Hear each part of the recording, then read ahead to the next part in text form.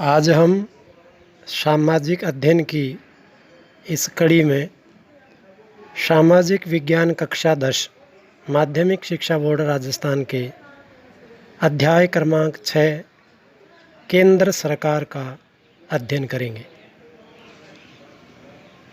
सरकार का अर्थ राज्य, देश, राष्ट्र एक भावनात्मक अवधारणा है जिसे मूर्त रूप सरकार द्वारा प्रदान किया जाता है।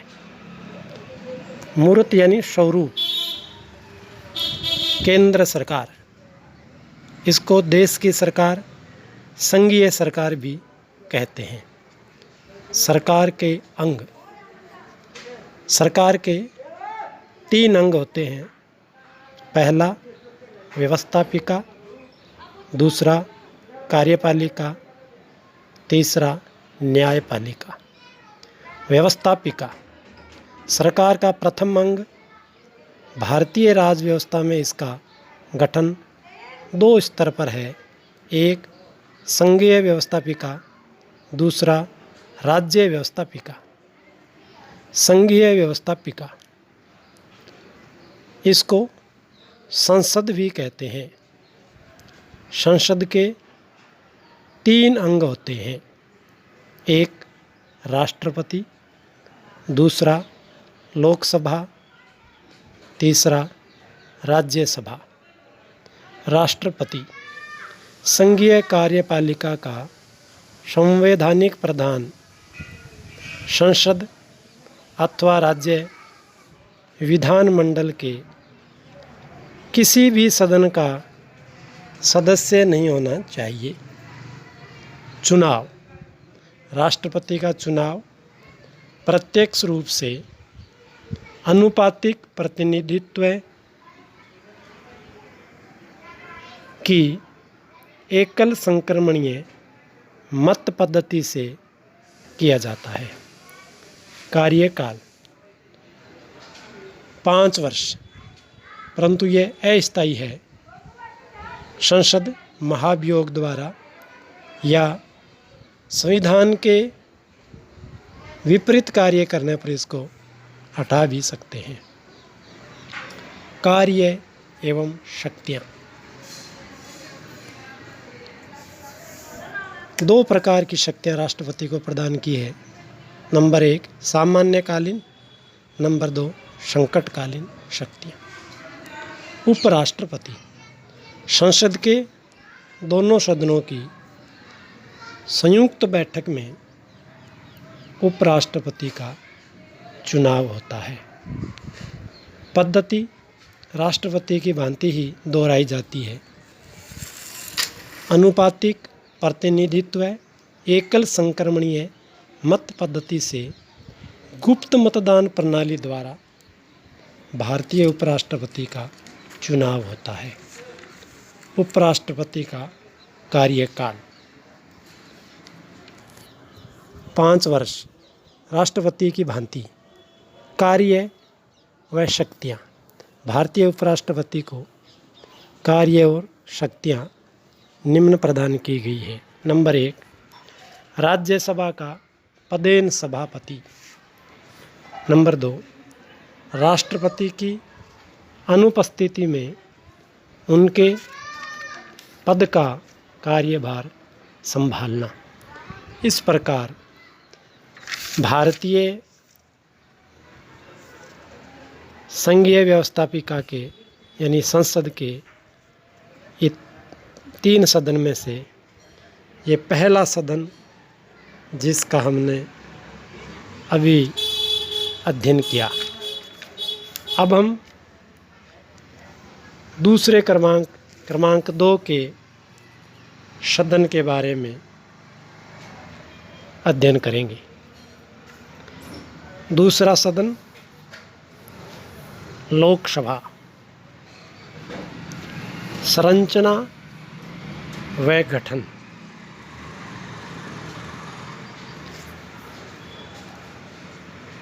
लोकसभा के सदस्य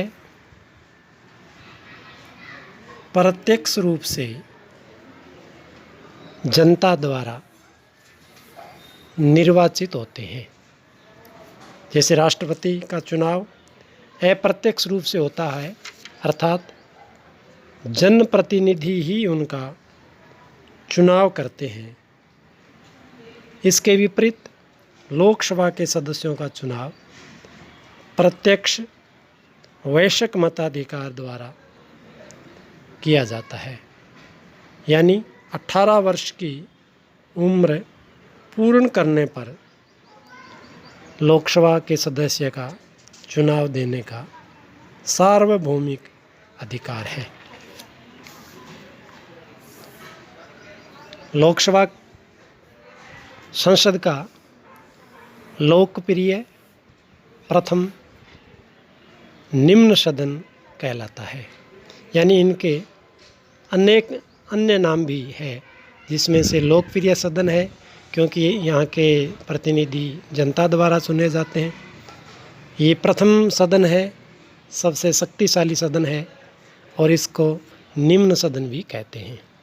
सदस्य संख्या लोकसभा में 552 अधिकतम सदस्य हो सकते हैं, जिसमें 15 सदस्य केंद्र शासित प्रदेश से और शेष राज्यों से नियुक्त होकर आते हैं।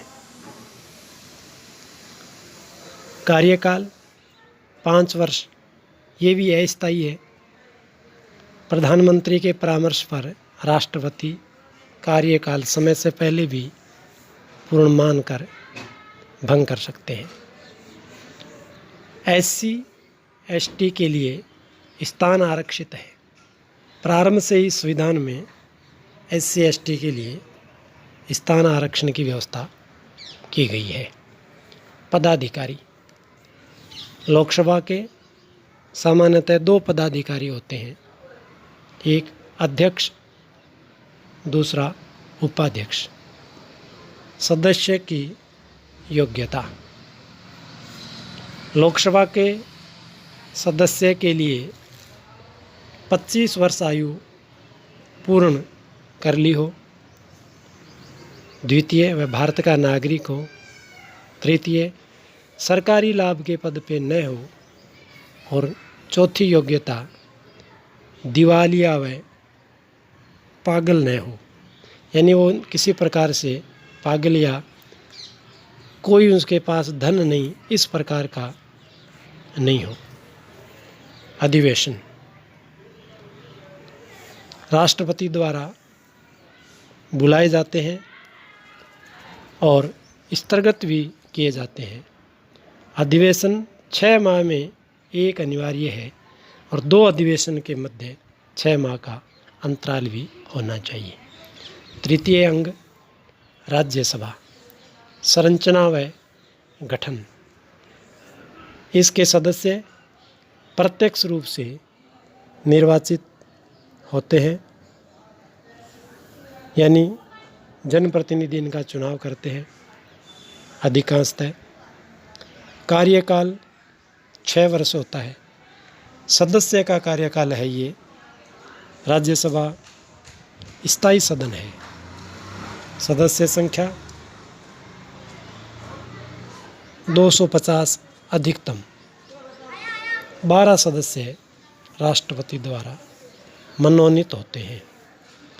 जैसे वर्तमान में सचिन तेंदुलकर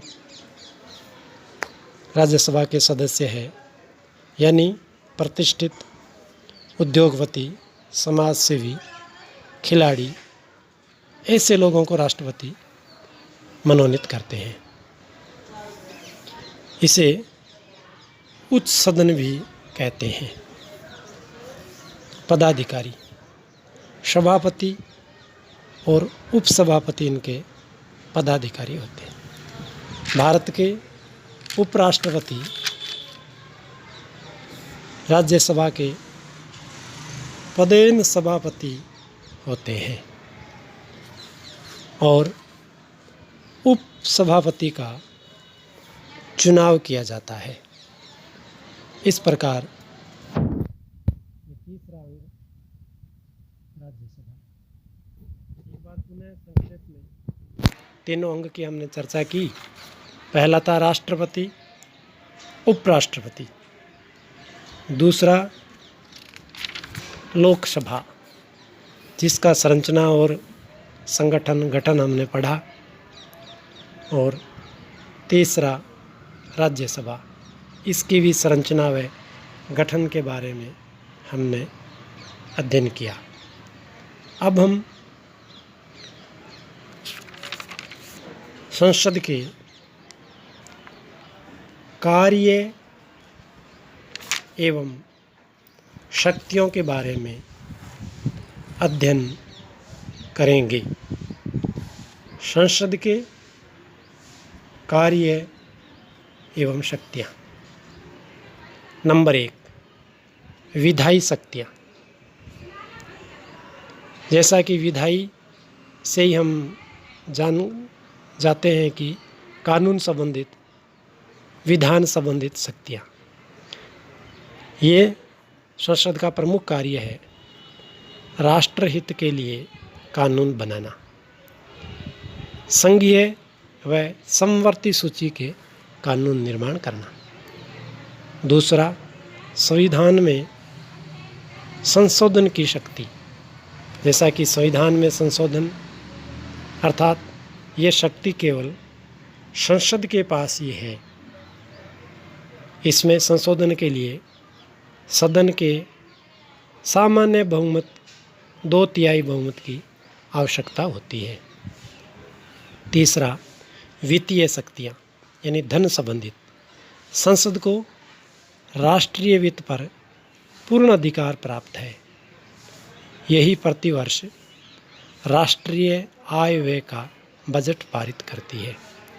प्रशासनिक शक्तियाँ, कार्यपालिका पर नियंत्रण, काम रोको प्रश्न, पूरक प्रश्न पूछकर प्रशासनिक नियंत्रण करना, ये कार्य संसद का है। परंतु जब तक ही संभव है तब तक लोकसभा में विश्वास प्राप्त हो, अर्थात लोकसभा में अविश्वास आने की स्थिति में ये कार्य इनके पास नहीं रहेगा। चौथा, पांचवा, निर्वाचन संबंधित शक्तियाँ। दोनों सदनों द्वारा राष्ट्रपति, उपराष्ट्रपति व समस्त न्यायालयों के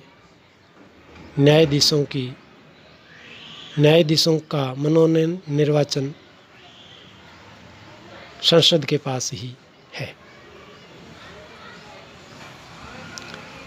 संसद अपने सदनों में अध्यक्ष, उपाध्यक्ष, सभापति का भी निर्वाचन करती है। छठा, अन्य शक्तियाँ।